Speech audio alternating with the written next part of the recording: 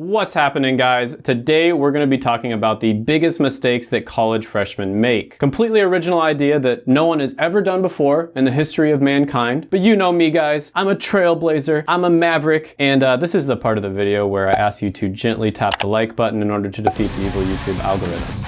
Thank you. So jumping right into it, number 10 on the list is going to be choosing a worthless degree. Now, I talk a lot about this on the channel, and in fact, one of my most popular videos ever is the most useless degrees with over 1 million views now. So I'm sure that you're shocked that this would be the first one that I talk about. Now, it used to be that you could go to college and get any degree and you'd be set for life. It was basically like a golden ticket to success. Sure, some degrees were going to be a little bit better than others, but at the end of the day, it didn't matter all that much. It's definitely not like that anymore. It's more like a debt trap than a golden ticket now for many degrees. It's a trap! Now, you hear generic advice all the time about how to choose your major, and it sounds something like follow your passions or choose something you love and you'll never work a day in your life. Now, I do agree that passion should be part of the equation. You should never do something that you hate, for instance. But realistically, if you're going to go on average almost $40,000 in student loan debt and spend 4 years of your life studying, you want to make sure that you're getting your money's worth. Now, one thing I really like to talk about this channel is the philosophy of Ikigai.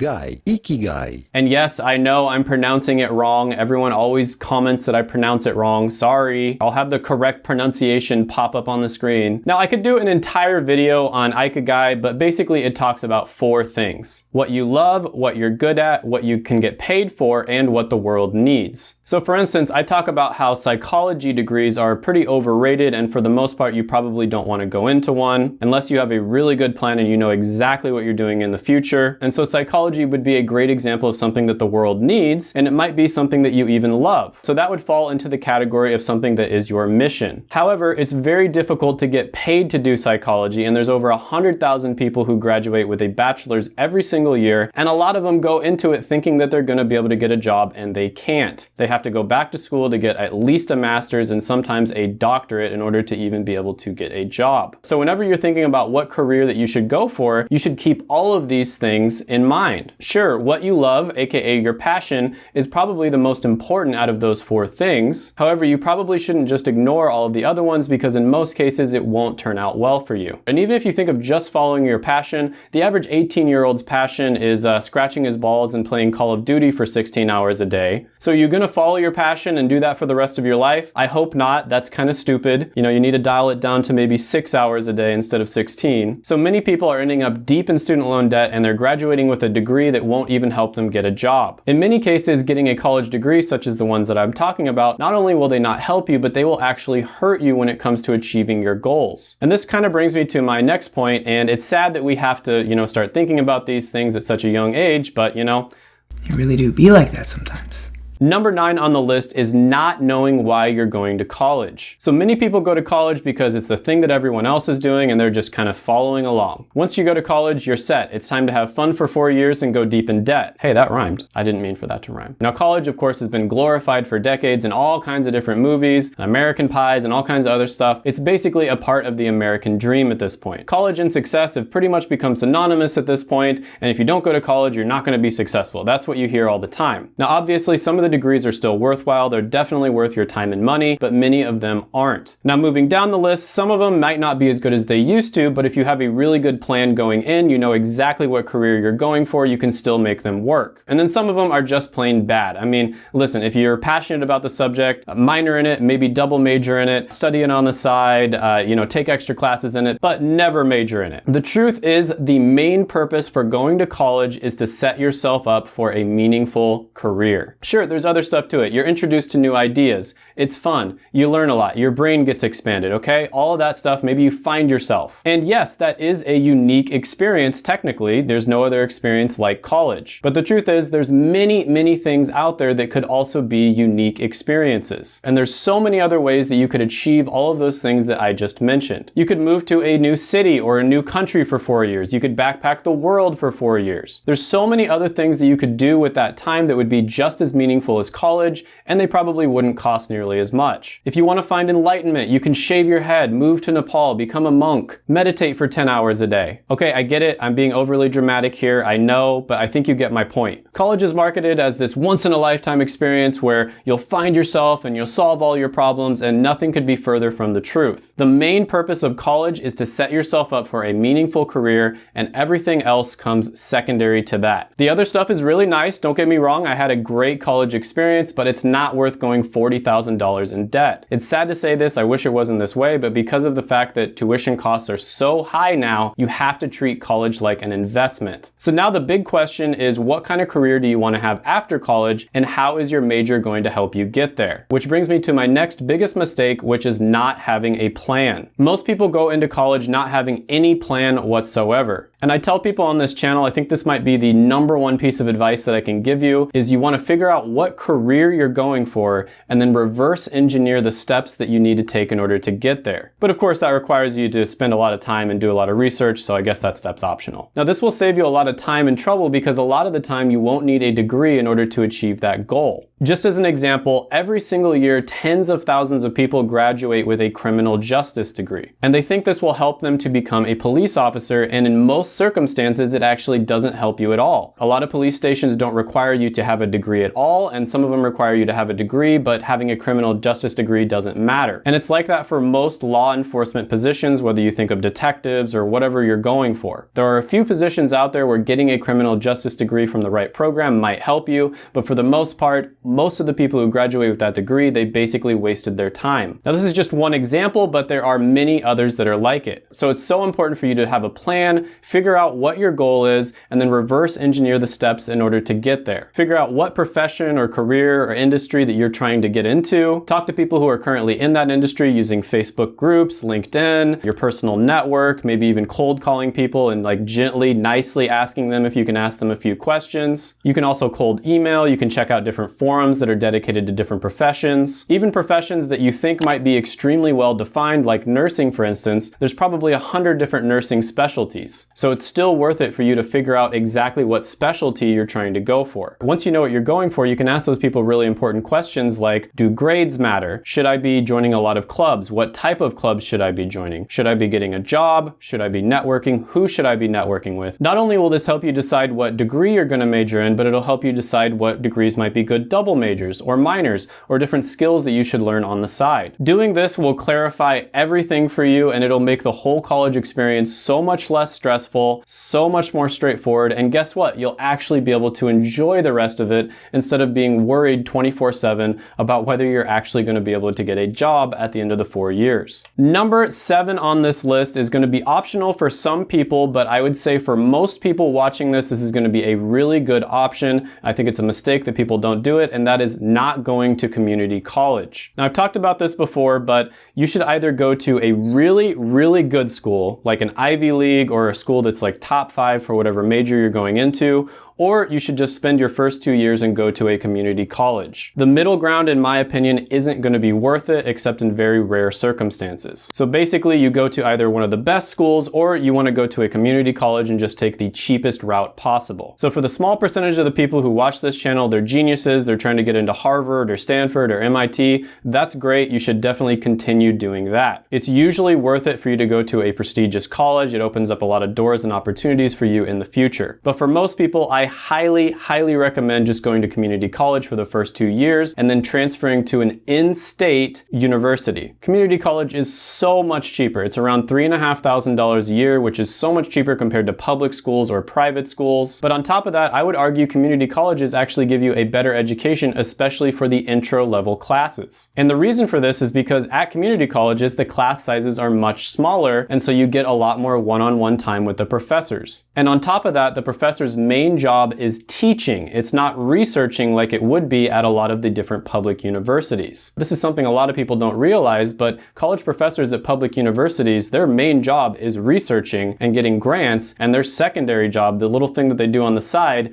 is actually teaching people. You'll find that if you go to a university, your intro level classes are going to find you in this huge auditorium with hundreds of people. Seriously, there was one class that I think had almost 500 people in it and one professor teaching. You all be huddled together in an an auditorium looking at a professor who is so far away that he looks like he's an ant on the stage. But that's okay, because after the first few weeks, no one shows up and the class is going to be pretty much empty. The truth is, unless you're going to a top level university, either an Ivy League or something that's really high up when it comes to your specific major that you're going for, it's not going to be worth it. The numbers show that you don't make that much more. At the end of the day, a degree is a degree. Now, you don't want to go to any of the scammy, like for-profit colleges. I've talked about those before. You want to actually go to a legitimate college, go to a community college, and then a in-state university. But overall, your best bet is to keep your education as cheap as possible. And this one kind of ties into the next one on the list, which is going to an expensive college and treating your student loans like monopoly money. So many people fall into this trap of going to super expensive private colleges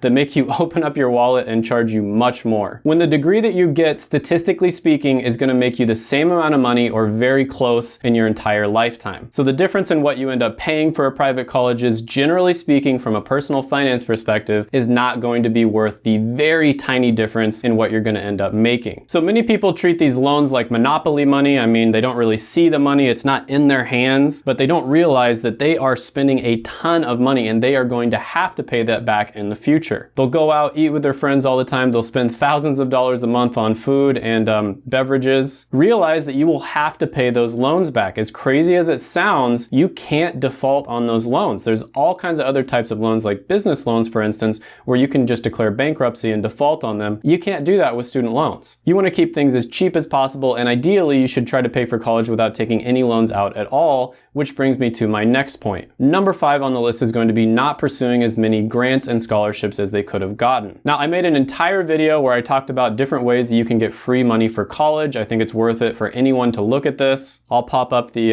cringy thumbnail right here for you all to see. There are different types of scholarships, grants, essay competitions, all kinds of different ways that you can get college paid for. And most people either don't take advantage of this at all, or they do, but not as much as they should. And I think, all things being equal, the main reason for this is because they start way too late. I talk about this in that video that I mentioned, but you should be starting to apply for these scholarships, essay competitions, etc. at the latest in your junior year of high school. This can save you thousands and thousands of dollars, and honestly, with the amount of work that you have to do, it's really not as much work as it looks like. If you're smart about how you do it, like I talk about in the video, you'll be making hundreds of dollars an hour for the work that you're doing, which is a heck of a lot better than most of the minimum wage jobs that you could be doing at the time. So it's absolutely worth your time. It's easy money and you should be taking advantage of it. Number 4 on the list is going to be not working, pursuing internships, and networking. So this is a common mistake that I see people making all the time. People either don't do it at all, they just go to school and they don't work at all. They don't get any real world experience. Or they do work, but they're doing something that's not going to give them any experience in the career that they're going for. Now, I already talked about this before, but the biggest reason for this is because people don't really have a plan and they don't really even know why they're going to college. They're just doing it because everybody else is. Now, if you have a plan, it'll be very easy for you to do what I call separating the signal from the noise. And by that, I mean all kinds of people waste time doing things that aren't actually going to help them achieve their goals. For instance, you'll see people in college who are trying to be like presidents in every single organization that they go into. So they have like 6 different positions and they think that'll make their resume look good. Most of the time,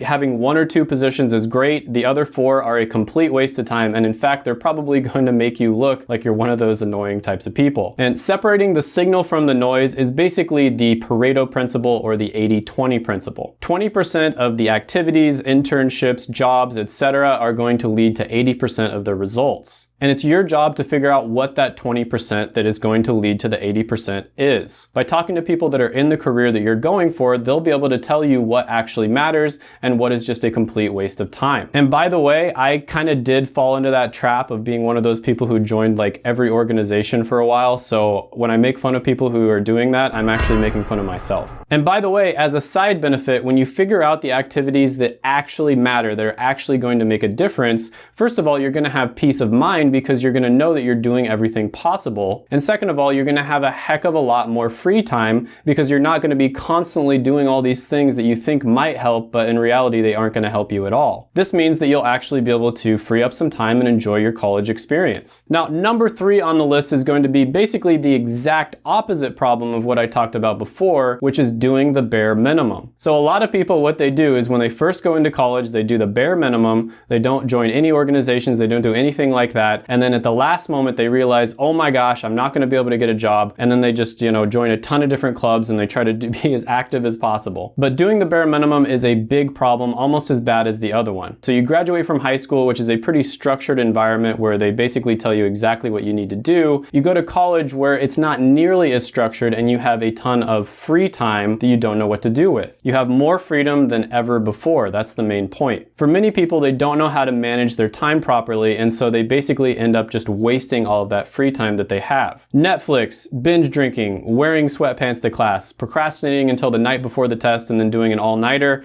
Everybody does this to some extent. And I'm actually not saying that you shouldn't do it at all. I think that procrastinating actually has taught me how to be much more efficient when I'm actually studying, for instance. I think it can actually be a good thing to learn how to study at the last moment. For instance, I write these scripts at the last moment half the time, and so it does come in handy later in life. But really, you want to keep that to a minimum, and overall, you just want to try to get the most out of college. And to be honest with you, that's an entire video subject in and of itself. There's an author that I really like. I think he makes fantastic books. His name is Cal Newport, and there's 2 books in particular I think you should read by him that will really help you when it comes to college. One of them is How to Win at College, and the other one is How to Become a Straight A Student. Now, to be honest with you, in most situations in college, it's not that important to become a straight A student. However, what he teaches you in this book will basically be the 80-20 principle again, where you're not going to be spending all that much time in order to get pretty good grades. And to be honest with you, I still to this day, even after I've graduated college, I still use some of these simple organizational time management methods that he recommended in this book.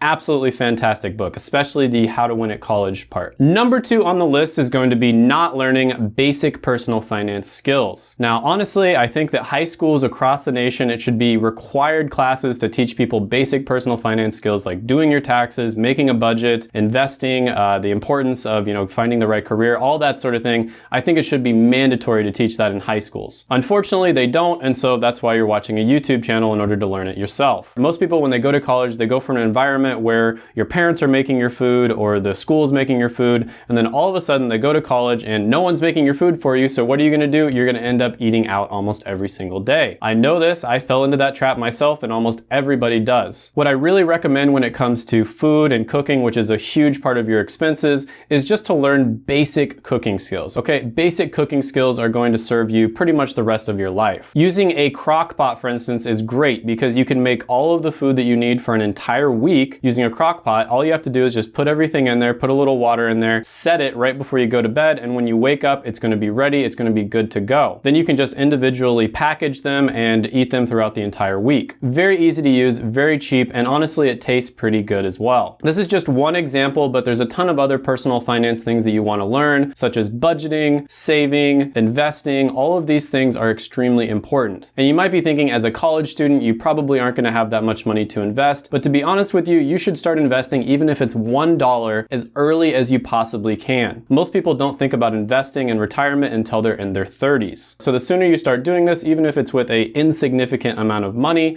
the better. Now, I've talked a lot about this on this channel. There's some apps out there that make investing unbelievably easy. One of them is Webull. I might put the affiliate link down in the description. I do it on some of my videos. You get 2 free stocks if you click on it, worth up to $1,400. Another one is going to be Robinhood. Very easy to invest. There's other apps out there that make it even easier, like Acorns, for instance. Even if you're just investing like a couple bucks a month, you're going to see it grow every single month, and it's going to be an experience that is going to make you see the value of investing. Now, the number 1 biggest mistake on this list is not working on skills. At the end of the day, the world is changing so fast right now. We're, entering into the age of automation, for instance. A lot of jobs around the world today either won't exist at all, or they're going to be completely different than the way they look right now. Because of this, you should really focus on learning skills that have a lot of market value. Basically, skills that business owners and hiring managers are thirsty for. They're going to be willing to hire you and pay you really well because not that many people can do the stuff that you do. Not only will you get paid better, but you're also going to have a better quality of life because you're going to have more leverage over the businesses. If they don't treat you well, you'll just go to someone else that does. And I say that business degrees are pretty good on this channel, and they are,